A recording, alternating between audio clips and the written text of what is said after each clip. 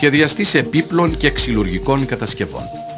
Ο σχεδιαστής επίπλων και ξυλουργικών κατασκευών πρέπει να διαθέτει γνώσεις και δεξιότητες, τις οποίες να συνδυάζει με καλλιτεχνική ευαισθησία και δημιουργικότητα.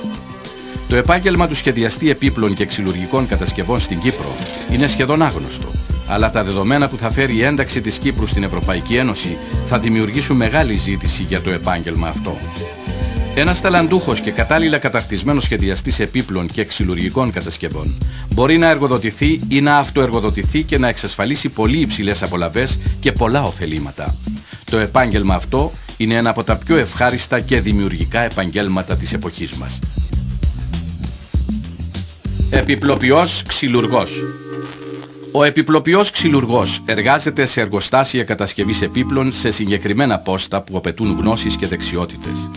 Οργανώνει την παραγωγή, ελέγχει την ποιότητα και τη ροή εργασίας, ρυθμίζει ηλεκτρονικά ελεγχόμενες εργαλειομηχανές, συναρμολογεί και ελέγχει κατασκευές.